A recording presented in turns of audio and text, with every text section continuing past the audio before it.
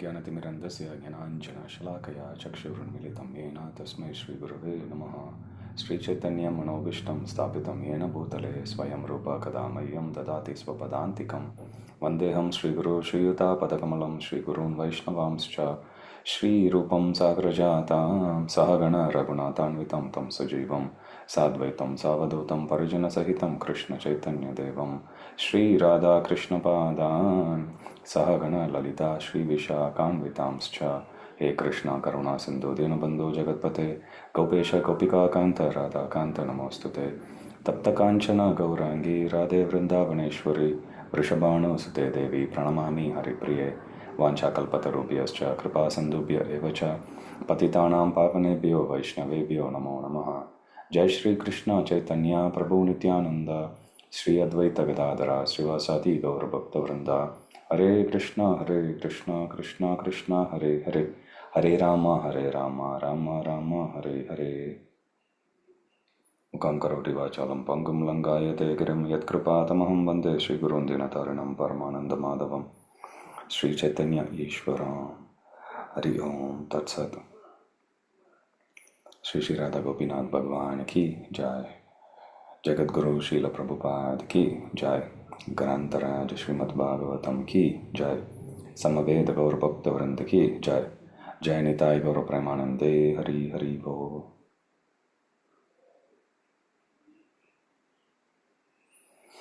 Hare Krishna. So today we are going to discuss the 15th chapter of the first canto of Srimad Bhagavatam, chapter titled The Pandavas Retire Timely. So in the previous chapter we saw when Arjuna came back to Hastinapur with having this forlorn expressions. Look, Yudhishthir Maharaj could understand that there is something untoward that had happened, and Yudhishthir Maharaj had asked him many questions, trying to ascertain what the cause of Arjuna's pain in his heart is. And when Arjuna, after having heard all the different questions of Yudhishthir Maharaj, he now starts to answer. So initially Arjuna expresses about his strong feelings of separation. Arjuna, he is already grief-stricken when he heard all these different speculative questions of Yudhishthir Maharaj, because Yudhishthir Maharaj is also trying to understand what is the cause of Arjuna's anxiety and grief. When he heard those questions, his grief had actually gotten more deeper. Krishna Vishlesha Karshitaha, it's given. His feelings of separation got very intensified. Because of that, Arjuna's mouth got dried up. Heart is very much grief-stricken. We'll see similar descriptions that are given in the first chapter of Bhagavad Gita, when Arjuna saw all his relatives and friends on the Kaurava side, and when he realized he's gonna fight and kill his own family members. Arjuna's symptoms are given in the first chapter of Bhagavad Gita. Here also similar descriptions are given. And with great difficulty, Arjuna checked his tears that were coming out due to his grief, and he is trying to remember, because he has his senior, which is Yudhishthir, who he respects him like his lord and master. And when he is asking, Arjuna is duty bound now to respond to him, but Arjuna is not in a proper mood to respond because his heart is already overcome by grief. So when these questions are asked by Yudhishthir Maharaj, he is now checking his tears, trying to collect himself, and he is trying to remember Krishna. That's what devotees do. Be it in happy times or in difficult times, the devotees always remember Krishna. So here in this situation also, Arjuna is now remembering. Remembering what? Remembering Krishna's dealings with them, and he's mellow in his relationship with Krishna at different levels. Primarily, Arjuna is a friend of Krishna, Sakya. But Sakyam also, if you read Nectar of Devotion, there are different levels. So in this particular instance, he is remembering Krishna's Sakyam. Sakyam is friendship. Maitrim is, it's not just Sakya mixed with Dasya. That's Maitrim. He is remembering Sakya He is remembering Maitrim, and he is also remembering Shauhridam. Shauhridam is Sakya but mixed with Vatsalya. Even among our friends, we will sometimes have some people who would love to give us guidance, who would actually be very protective of us. That's friendship but mixed with more parental care. That's what Shauhridam. So similarly here also, that the underlying base relationship is there, but then when it is mixed with that Vatsalya, then it's known as Shauhridam. When it's mixed with Dasya, we may have some friends who are slightly junior, they would still treat us like as if we are their superior. So that is Maitrim. Maitrim is Sakya mixed with Dasya. The mood of friendship, mellow of friendship mixed with servitude. We also may have some friends who are elder by age. We'll still treat them as friend, but we'll have a respectful friendship with that respectful attitude. That's Maitrim. Whereas Sakyam is friendship only. But he is remembering his dealings with the Krishna on all the three levels. Sometimes the Krishna deals with him as a friend, sometimes with the protective mood also, Krishna protects him like that. So here, remembering how Krishna has dealt with him at all these different levels of friendship, his heart is still pained because Krishna is no more around to people's physical vision. So now he starts to speak out. The Lord, my intimate friend, has left me. This is the answer to all the questions which Yudhishthir Maharaj had asked in the previous chapter. He says, because the Lord has left me, all my astounding power has also forsaken me. Vanchitoham Maharaja Harina Bandhurupina Ename Apahritam Tejo Deva Vishma Panam Mahat. He is saying, oh my dear brother Yudhishthir, the Supreme Lord has left. The Supreme Lord, who is my intimate friend, he has left all of us, and because of that, all my astounding power, which astonished even the demigods, they are no longer with me. I lost him.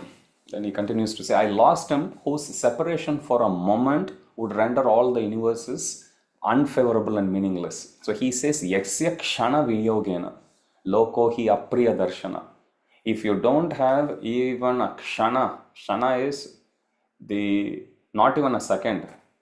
It's like fraction of a second. Even for that Kshana, if you lose Krishna, then whole life will become meaningless. You may have things, but it doesn't mean nothing to you. I always give this example. Sometimes in your childhood days, sometimes you fail in an exam. I've done it many times. You fail in an exam, you come home, as if adding insult to injury, that's the day your favorite dish would be cooked. Now, because you're already a bit disappointed with the results, you may have the most favorite dish in your life right in front of you, but you can't enjoy it because your heart is not there. So, just a crude example, but we can understand. Similarly here, when Krishna is there, everything becomes meaningful. When Krishna is not there, you can have the entire universe under your control, but it is meaningless. So that's what Arjuna is saying. Yaksya kshana viyogena loko hi apriya darshana. When you lose a momentary association of Krishna, when you don't see Krishna, then everything else becomes not so important. Uktena rahito hiyesha mritaka prochete eta.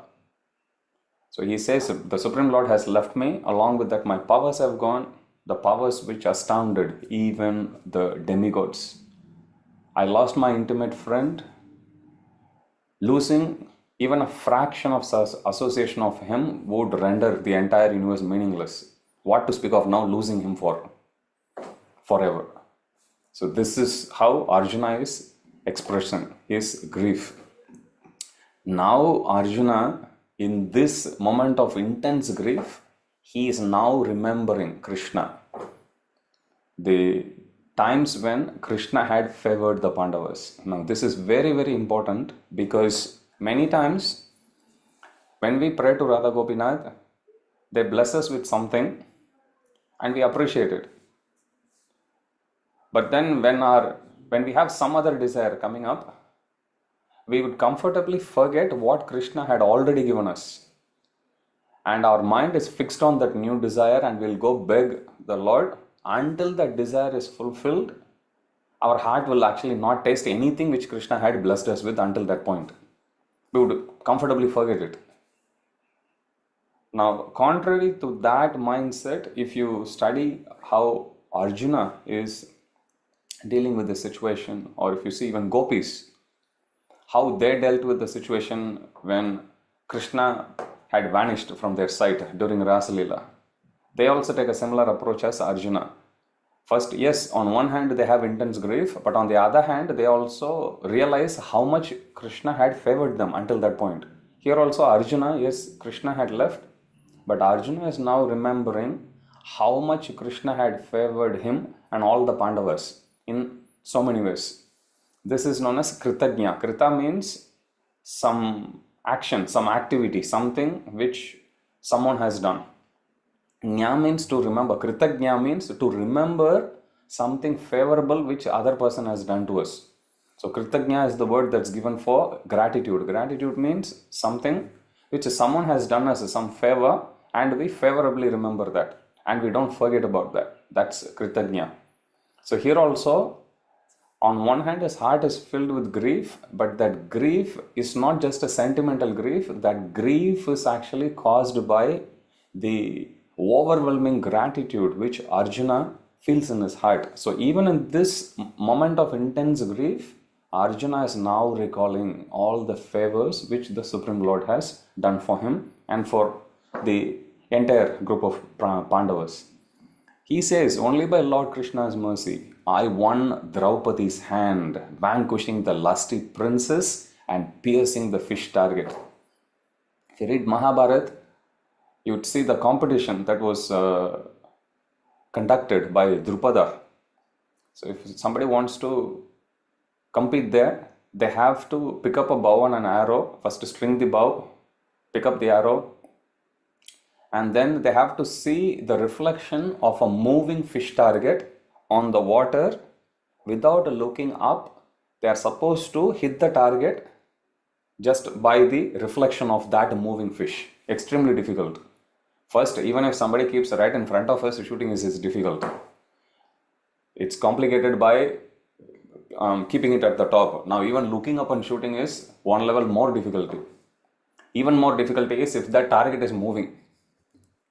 Even more difficult is when you can't look at the target, you are supposed to only look at the reflection of the target and choose. Extremely difficult.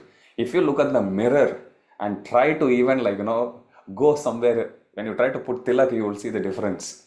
How much our mind gets bewildered, our mind can't process. When you look at even the reflection, is it left or right? Sometimes you look at the camera, the right looks left in the camera, in the video. So you get confused. But that's how expert Arjuna was. But here Arjuna is revealing the cause or who empowered him with that expertise. It's Krishna only. He's saying it's only by Krishna's mercy I was able to hit the target and win the hand of Draupadi. I defeated Indra and the demigods and offered the Khandava forest to Agni. That's how he gets Gandiva bow, and had the wonderful assembly hall built by Mayadanava. So here also he is favorably remembering. Bhima defeated Jarasandha and released the kings who had been captured for his Mahabhairava Yajna. So this was also because of favor of Krishna. Krishna accompanied Bhima and Arjuna, and Krishna helped Bhima actually kill Jarasandha because even Bhima was bewildered. Even when he split his body into two halves, Jarasandha body came together. And then Krishna had to intervene and he had to signal to Bhima. Of course, Krishna was the source of strength of Bhima as well. Offenders of Draupadi were killed and their wives had to loosen their hair as widows. This also, which means Krishna had helped the Pandavas come out victorious on the battlefield of Kurukshetra. And we were saved from the anger of Durvasa, the famous pastime when Durvasa goes with the 60,000 disciples. And I've read also different versions of that. But Durvasa went with thousands of disciples. And when Pandavas had no food to offer, Krishna at that time, he comes and he eats a little bit piece of spinach, and that was enough to satiate the hunger of Durvasa and all the disciples, and they ran away. So the Pandavas were saved from the curse of Durvasa. I astonished Shiva, Parvati, and the demigods with my fighting. So when Arjuna goes, leaving all the rest of the Pandavas to the higher regions of the Himalayas to please Pashupati, at that time, first he meets Indra, and then he goes, he didn't know where to meet Lord Shiva. So he sits and does tapasya to please Lord Shiva, and at that time, boar comes. So when the boar comes, boar was actually a Rakshasa. When the boar comes, Arjuna shoots at the boar. But then when he goes closer, after having hit the target, he sees two arrows. He had released only one, and the other arrow had come from a hunter. And the hunter says, that is my bounty. Then when Arjuna was challenged true to his Kshatriya spirit, Arjuna fights with that hunter, but no matter how long he fights, the hunter doesn't seem to get tired at all. And then at one point, Arjuna, he tells the hunter, nobody can withstand the power of my arrows. If you withstand, then you have to be Lord Shiva, like that. And then he draws an image of Lord Shiva on the ground, offers flower to that. When he offers flower to that image of Lord Shiva, he actually sees right in front of him flowers actually falling on the head of the hunter. That's how he identifies that the person who has come in front of him is Lord Shiva himself. So in this way, Arjuna, he fights with even Lord Shiva pleasing him, and Lord Shiva actually blesses him with Pashupatastra. So we come across many pastimes like this. So he is remembering all of that. I killed the Nivata Kavacha demons, but now I am bereft of the Supreme Person. Nivata Kavacha is, it's a very graphical description that's actually given in Mahabharata about, this is narrated by Arjuna himself to the Pandavas. After Arjuna goes to the heavenly kingdoms, he gains all the different celestial weapons, and when he comes down to meet his four brothers along with Draupadi, who he had left behind, Yudhishthir Maharaj asks him to tell about his life away from them for a few years. And then Arjuna himself actually describes how he killed Nivata Kavachas, those who were masters of illusion. So it's given in Mahabharata, a very graphical description how they created so much illusion, and how Arjuna, using his different weapons, could dispel the darkness, and he still comes out victorious. Single-handedly he goes and kills the same group of demons who even demigods as a group, they couldn't actually fight against, but Arjuna defeated all of them single-handedly. He also says, I crossed over the ocean of the Kaurava army and regained King Virata's cows. This happens during the Agyatavasha on the 13th year, when Arjuna, still in the body of Brihanala, as a dance teacher, he goes, when Kauravas, they come and they steal the cows of King Virata. At that time, Arjuna goes as Brihanala along with Virata's son Bhuminjaya. Bhuminjaya is brother of Uttara.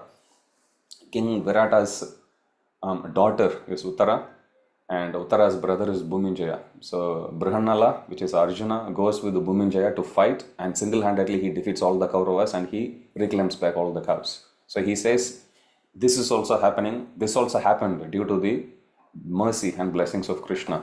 The duration of the lives of the Kaurava army was withdrawn.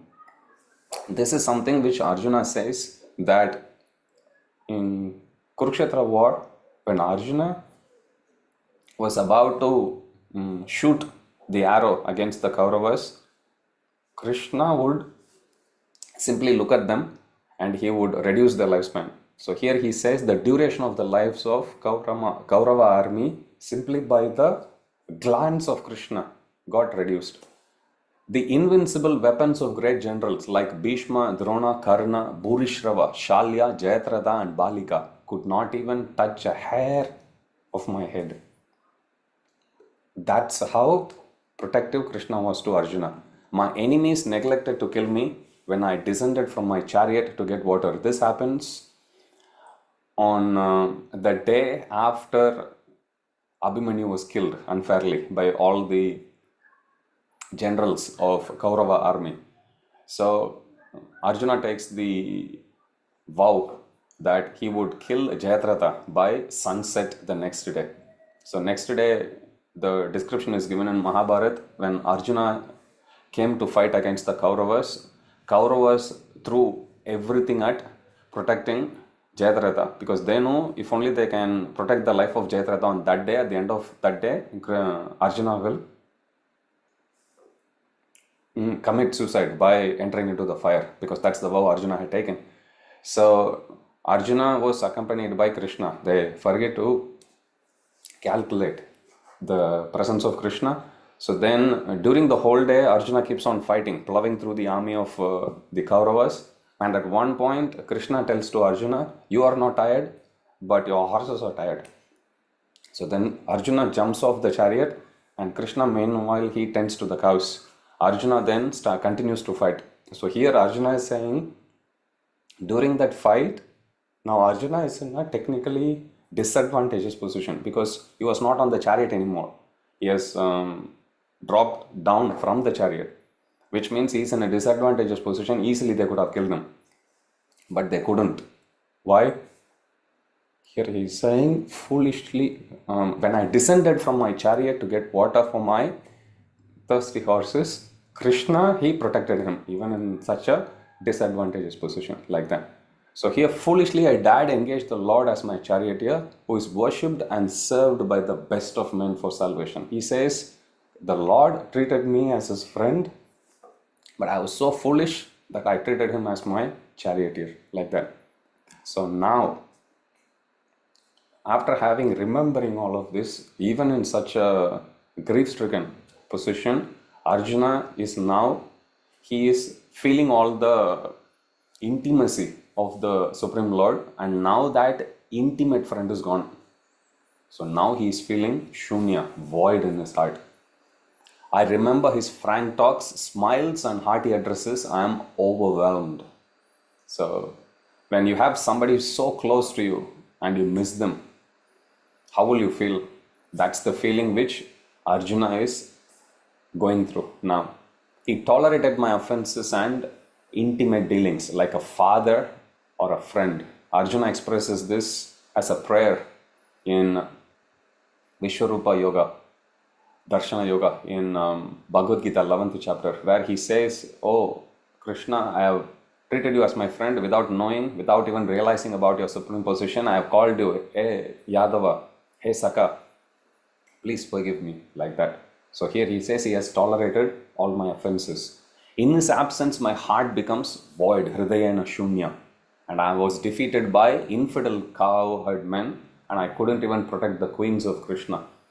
So when Krishna departed, at that time he entrusted all his queens, asking Arjuna to take them to Vrindavan.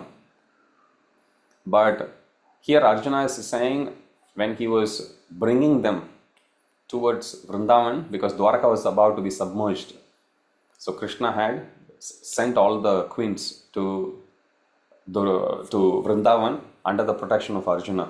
But when Arjuna was bringing them, at that time there were some infidel cowherd men who came, fought with Arjuna, defeated him, and they took away the queens. How could this happen? He says, which means I don't have the mercy of Krishna anymore. Now Krishna's queens, this is not the principal queens, this is the 16,000 queens, 16,100 queens who Krishna had actually protected from Narakasura. So after killing Narakasura, Krishna then takes back all of them, and all of them, they take Krishna's shelter, saying, we are already away from our home, now there is no life for us. Then Krishna accepts all of them. We have to understand, in Vedic times, even if a girl goes out even for one night, for even few hours, her character would be questioned. Here they have been imprisoned for so many months. But Krishna, understanding their position, Krishna gives them not just ordinary position. He elevates them to the position of his queens, and they were worshipped alongside his principal queens by the Dwarkavasis. But those queens, once they do a little offense by laughing at a sage, because of that because of the way how he was walking, because of that he curses them. So that they would be kidnapped by some infidel men like that. So then when Arjuna brings them, at that time they were kidnapped, but we should not understand that Krishna failed to protect them. There are references I have actually heard where it was actually Krishna who came in the form of all those cowherd men, and he took them away. Otherwise, there is no question of Krishna's own personal queens left unprotected.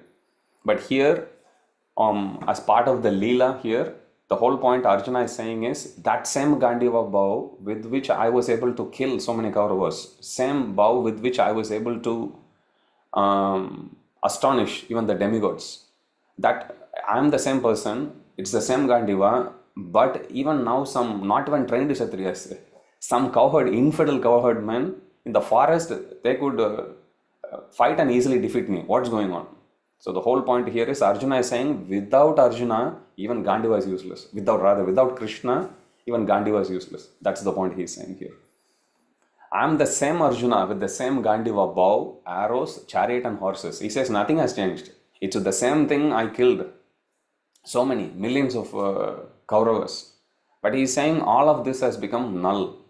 So we have to understand that in our lives also, sometimes we are able to do something nice for Krishna.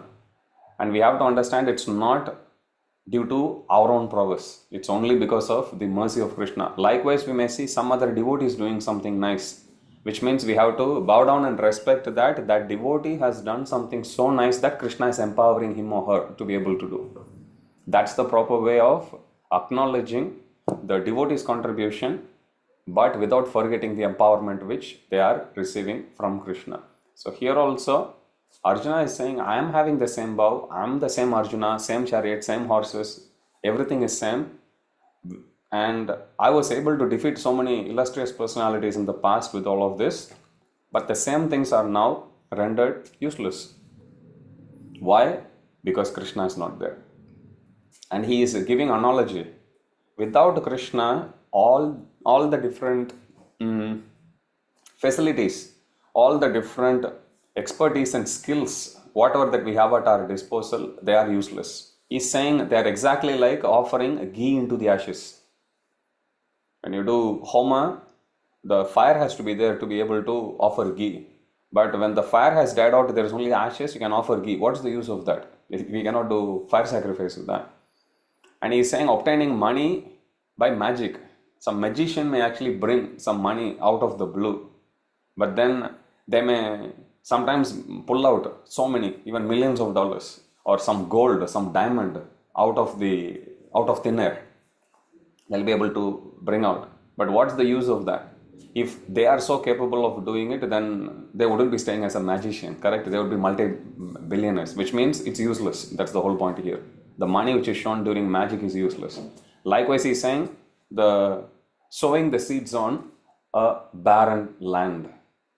So you can sow the seeds, best quality seeds on a barren land, but the seed is not going to fructify there. So he is saying, without Krishna's presence, in Krishna's, or in other words, in Krishna's absence, everything that we have becomes null and void.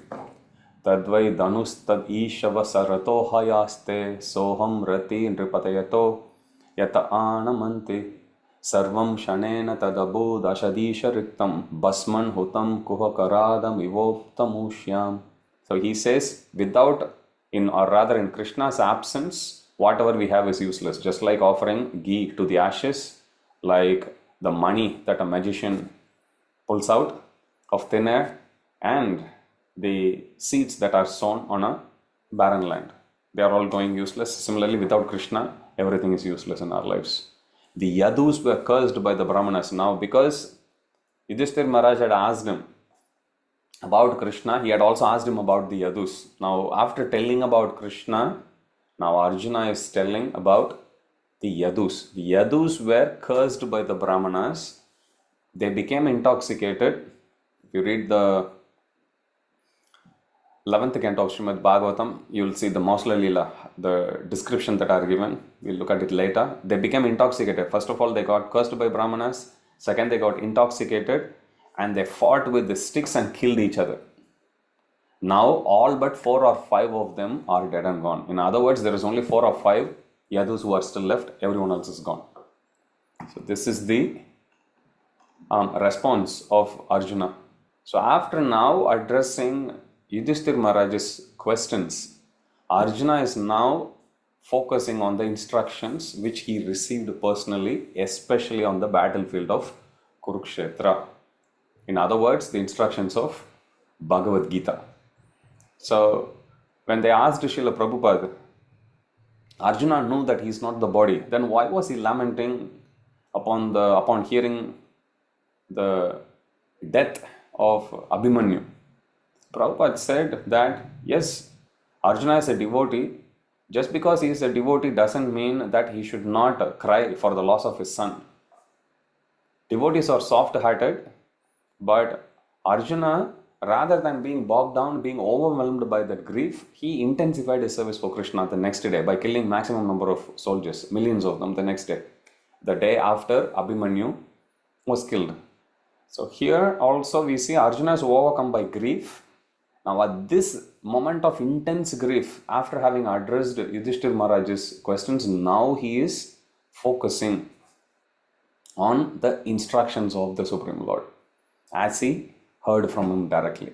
So he is accepting everything as that being conducted by the Supreme will of Lord Krishna. All this is due to the Supreme will of the Lord. Ishvarasya vicheshtitam. He says at the end of the day, so it's only Supreme Lord who is bringing all of us together. He is separating us. Ultimately it is His will. Whatever that happens, it's ultimately His will. He says, as the big aquatics swallow the small aquatics, the Lord engaged the stronger Yadus to kill the weaker. This was because Yadus had become burden of Yad. Bhu, Bharan. Now we shouldn't mistake ourselves that the Yadus were bad people. Yadus were Krishna's own family men. How could they be bad? The Yadus, if you look at their origin in the beginning of Krishna Lila also, you will see the Yadus are either the eternal associates of the Supreme Lord, or they were demigods who appeared on this planet in the family of Yadus to assist the Lord in His mission. Now the Lord's mission is over, as Narada Muni had told Yudhishthira Maharaj previously. Lord's mission is over. Now the Lord is going. Associates also would want to go with the Lord. Now how are they going to go with the Lord?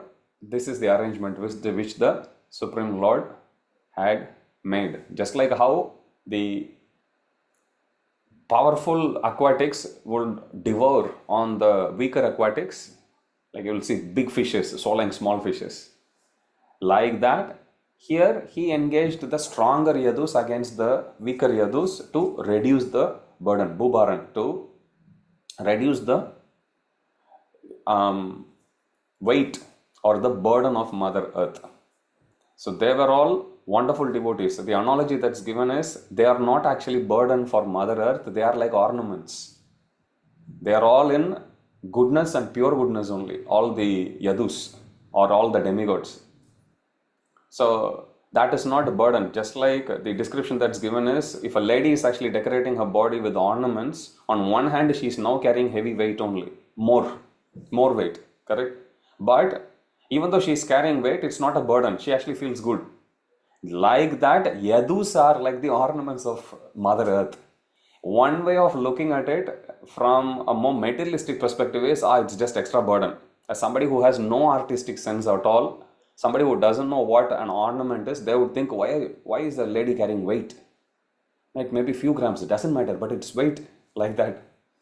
But actually that's not the case. It is an ornament. It is actually an object of pleasure for the one who is carrying. So similarly, carrying the yadus on her body is actually an object of pleasure for Bhumata, Bhudevi. But here he is saying, for an external view, it looks like they fought with each other and they killed and they left, but actually it's not the case. I am now attracted to Lord Govinda's instructions that relieve the burning heart in all circumstances of time and space. Now he is remembering Govinda's instructions as given in Bhagavad Gita. He is now remembering, he is contemplating on the Lord's Krishna's lotus feet and his instructions with great intimacy and friendship. This is very important. Sometimes I get asked this question, why do I feel very inspired in some classes and sometimes I'm not actually feeling, I'm sitting and listening to the speaker. I don't feel connected at all. My eyes always look at the clock, when is the class going to finish, so on and so forth.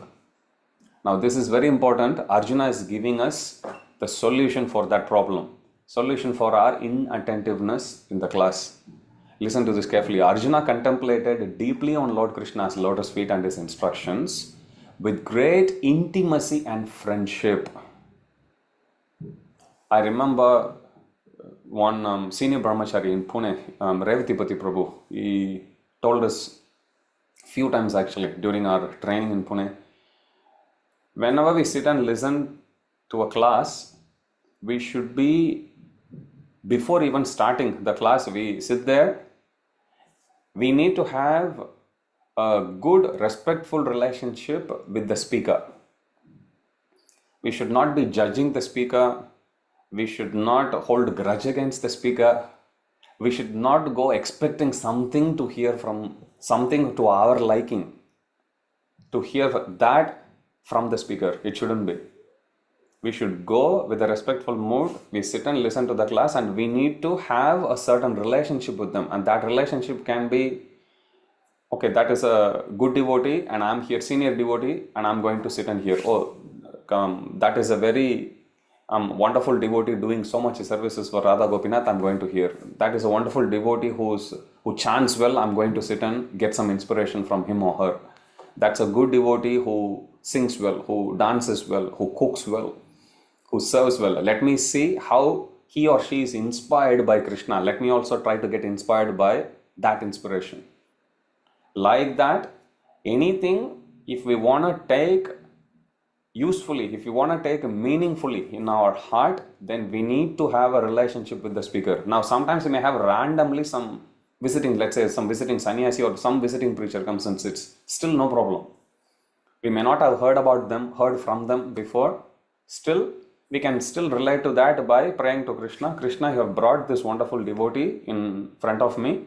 Please bless me so that I can listen to your message through this devotee and let me be inspired in the service of your lotus feet. So in this way, we need to have a certain mood, certain friendly propensity towards the speaker. If we don't have that, then we will lose interest in class. Like I'll give you an example. If you have a son, daughter, or if you are young, maybe even your parent, maybe a devotee giving class, or one of your friends may be giving class. Even though they may do the most boring presentation in the whole world, you will still sit and listen very carefully, holding on to every word that they are actually saying.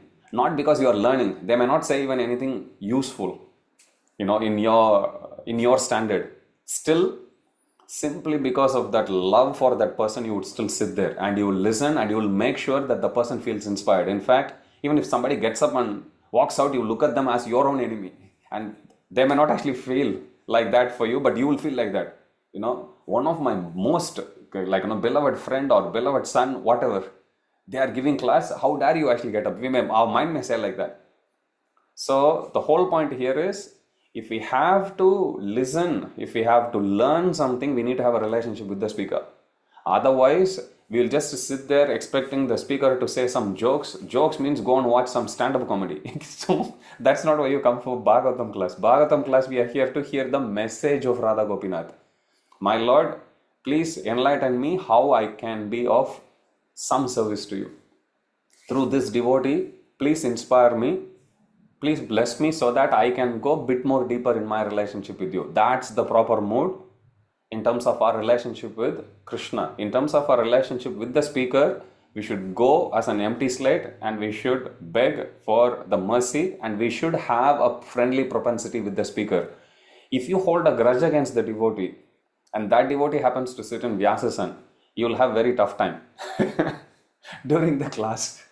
So it's very, very important that we have friendly relationship with everyone. Sauhardena digatena.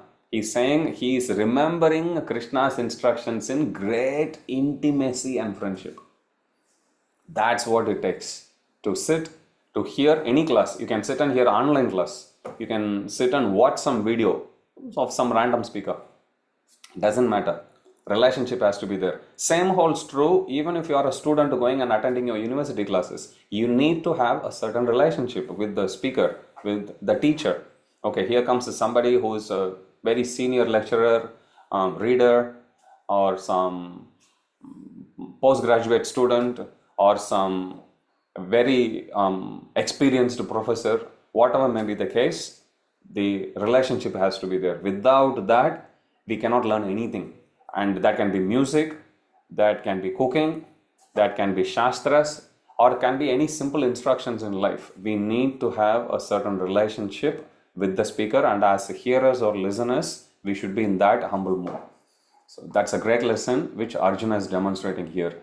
Sauhardena digatena, which means he is remembering in the mood of great intimacy and friendship. Thus his mind became pacified and free from unsteadiness. Shantashid vimalamatihi. Simply by remembering that instructions, he became steady. Arjuna's remembrance of Lord Vasudeva's lotus feet intensified his bhakti, and thus the contamination of his thoughts subsided. Arjuna remembered Krishna's instructions on the battlefield, which is Bhagavad Gita, which he forgot neither through time nor actions nor the darkness of separation. Due to his spiritual assets, Krishna's friendship, Arjuna destroyed his lamentation. Vishoko Brahma Sampatya. This is important. Normally, in normal times, our mentality is, I don't have any trouble, so I can take my bhakti a little loose. But then when our mind goes through trouble, at that time we try to muster all the strength which we have gathered till that point of time, which will be very weak because our bhakti practice during normal time was very weak. But what Arjuna is doing here is, normal time he did intensified bhakti.